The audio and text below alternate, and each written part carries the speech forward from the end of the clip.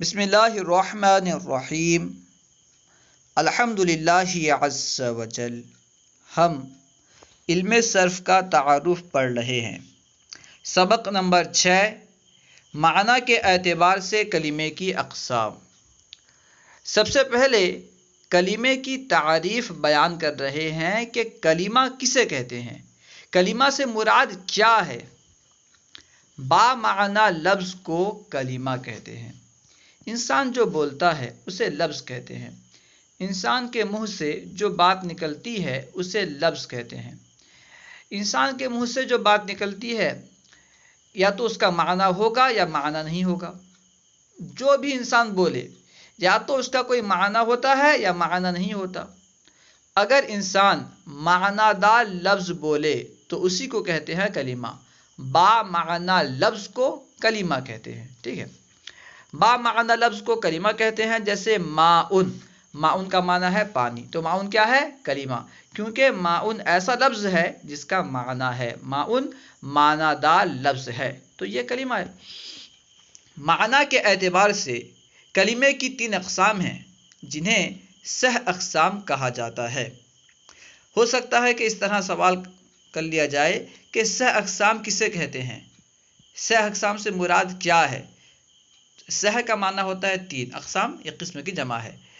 تو آپ کو بیان کرنا ہے کہ معنی کے اعتبار سے کلمے کی 3 اقسام ہیں جنہیں سہ اقسام کہا جاتا ہے، یا پھر یوں بیان کریں کہ معنی کے اعتبار سے کلمے کی 3 اقسام کو سہ اقسام کہتے ہیں۔ اب وہ 3 قسمیں کون کون سی ہیں؟ نمبر 1 اسم، نمبر 2 فعل، نمبر 3 حرف۔ معنی کے اعتبار سے کلمے کی 3 قسمیں ہیں، اسم، فعل، حرف۔ اب ہر ایک کی تعریف بیان کر رہے ہیں۔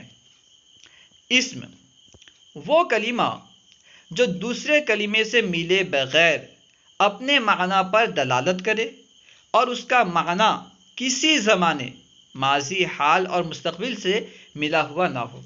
جو کلمہ دوسرے کلمے سے ملے بغیر اپنے معنی پر دلالت کرے، یعنی دوسرے کلمے سے ملنے کا محتاج نہ ہو۔ ایسا نہ ہو کہ دوسرے کلمے سے ملے گا تبھی اپنے معنی پہ دلالت کرے گا، ایسا نہ ہو۔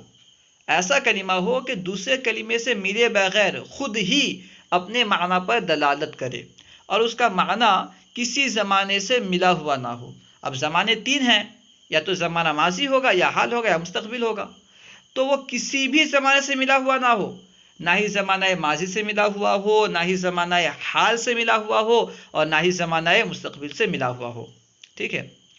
جو کلمہ دوسرے کلمے سے ملے بغیر اپنے معنی پر دلالت کرے اور اس کا معنی کسی زمانے سے ملا ہوا نہ ہو اسے اسم کہتے ہیں۔ جیسے زید، دیکھیں لفظ زید اپنا معنی خود بتا رہا ہے، اپنے معنی پر خود دلالت کر رہا ہے۔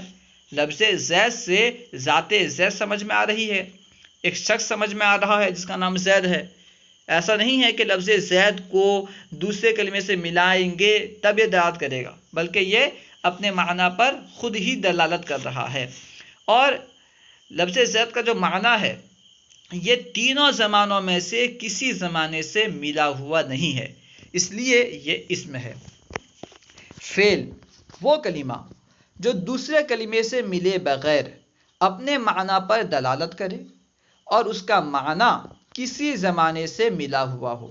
اسم اور فعل کی تعریف میں فرق یہ ہے کہ اسم جو ہے، اسم کا جو معنی ہوتا ہے وہ کسی زمانے سے ملا ہوا نہیں ہوتا، اور فعل کا معنی جو ہے یہ تینوں زمانوں میں سے کسی زمانے سے ملا ہوا ہوتا ہے، ٹھیک ہے۔ بس یہ فرق ہے، ورنہ دونوں جو ہیں خود اپنے معنی پر دلالت کرتے ہیں، دوسرے کلمے سے ملے بغیر اپنے معنی پر دلالت کرتے ہیں، یعنی مستقلاً دلالت کرنے میں دونوں مستقل ہیں، اپنے معنی پر دلالت کرنے میں دونوں مستقل ہیں۔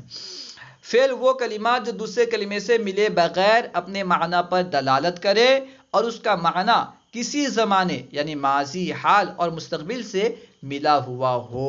جیسے نصرہ، مدد کی اس ایک مرد نے۔ دیکھیے نصرہ یہ فعل ہے، کیونکہ لفظ نصرہ، کلمہ نصرہ اپنا معنی خود بتا رہا ہے، اپنے معنی پر خود دلالت کر رہا ہے، دوسرے کا محتاج نہیں ہے۔ نیز اس کا معنی جو ہے زمانہ ماضی سے ملا ہوا ہے، مدد کی اس ایک مرد نے، یعنی زمانہ ماضی میں مدد کی، ٹھیک ہے۔ تو یہ ہو گیا فعل۔ اب حرف کی تعریف بیان کر رہے ہیں۔ حرف وہ کلمہ جو دوسرے کلمے، اب کلمہ میں اسم بھی ہوگا فعل بھی ہوگا، کیونکہ حرف کے علاوہ دو قسمیں اور ہیں، ٹھیک ہے، کلمے کی تین قسمیں ہیں معنی کے اعتبار سے، تو پہلا ایک ہے اسم، ایک ہے فعل اور ایک ہے حرف۔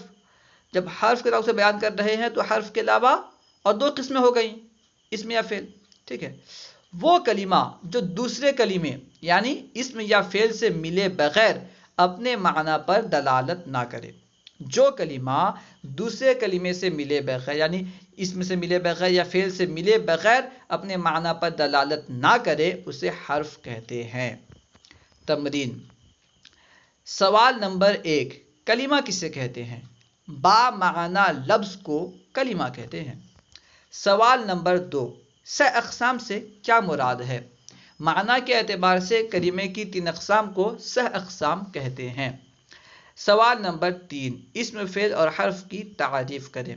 اسم وہ کلمہ جو دوسرے کلمے سے ملے بغیر اپنے معنی پر دلالت کرے اور اس کا معنی کسی زمانے سے ملا ہوا نہ ہو تو اسے کہتے ہیں اسم۔ فعل وہ کلمہ جو دوسرے کلمے سے ملے بغیر اپنے معنی پر دلالت کرے اور اس کا معنی کسی زمانے سے ملا ہوا ہو، اور حرف وہ کلمہ جو دوسرے کلمے سے ملے بغیر اپنے معنی پر دلالت نہ کرے اسے کہتے ہیں حرف۔ یہاں ایک گردان ذکر کر رہے ہیں، اس گردان کو بار بار سن کر اچھی طرح یاد کر لیں۔ فتح مصدر سے ماضی منفی معروف کی گردان، ماضی یعنی ایسا فعل جو زمانہ گزشتہ پہ دلالت کرے، ٹھیک ہے، منفی یعنی جس میں نہ ہونا یا نہ کرنا پایا جائے، معروف یعنی جس میں فاعل کی طرف نسبت کی گئی ہو، ٹھیک ہے۔ فتح مصدر سے ماضی منفی معروف کی گردان، پہلے گردان ہے، اس کے بعد ترجمہ ہے، اس کے بعد صیغہ ہے۔ ما فتح، اس کا معنی ہے نہیں کھولا اس ایک مرد نے، صیغہ واحد مذکر غائب۔ ما فتحا، نہیں کھولا ان 2 مردوں نے، صیغہ تثنیہ مذکر غائب۔ ما فتحو، نہیں کھولا ان سب مردوں نے، صیغہ جمع مذکر غائب۔ ما فتحت، نہیں کھولا اس ایک عورت نے، صیغہ واحد مؤنث غائب۔ ما فتحتا، نہیں کھولا ان 2 عورتوں نے، صیغہ تثنیہ مؤنث غائب۔ ما فتحنا، نہیں کھولا ان سب عورتوں نے، صیغہ جمع مؤنث غائب۔ ما فتحتا، نہیں کھولا تجھ ایک مرد نے، صیغہ واحد مذکر حاضر۔ ما فتحتما، نہیں کھولا تم 2 مردوں نے، صیغہ تثنیہ مذکر حاضر۔ ما فتحتم، نہیں کھولا تم سب مردوں نے، صیغہ جمع مذکر حاضر۔ ما فتحتی، نہیں کھولا تجھ ایک عورت نے، صیغہ واحد مؤنث حاضر۔ ما فتحتما، نہیں کھولا تم 2 عورتوں نے، صیغہ تثنیہ مؤنث حاضر۔ ما فتحتن، نہیں کھولا تم سب عورتوں نے، صیغہ جمع مؤنث حاضر۔ ما فتحتو، نہیں کھولا میں نے یعنی میں ایک عورت نے یا میں ایک مرد نے، صیغہ واحد متکلم مذکر مؤنث۔ ما فتحنا، نہیں کھولا ہم سب نے یعنی ہم سب مردوں نے یا ہم سب عورتوں نے، صیغہ جمع متکلم مذکر مؤنث۔ اس گردان کو بار بار پڑھ کے اچھی طرح یاد کر لیں، ٹھیک ہے۔ ما فتحا، ما فتحا، ما فتحو، ما فتحت، ما فتحتا، ما فتحنا، ما فتحتا، ما فتحتو، ما فتحتو، ما فتحتی، ما فتحتما، ما فتحتن، ما فتحتو، ما فتحنا، ٹھیک ہے۔ اس طرح بار بار پڑھ کے اچھی طرح یاد کر لیں، معنی اور کون سا صیغہ ہے اسے اچھی طرح یاد کر لیں۔ امید ہے کہ آپ کو پوری بات سمجھ میں آ گئی ہوگی۔ اسی طرح کی درسی ویڈیوز کے لیے ہمارے چینل فیضان درس نظامی کو ضرور سبسکرائب کریں۔ السلام علیکم ورحمۃ اللہ وبرکاتہ۔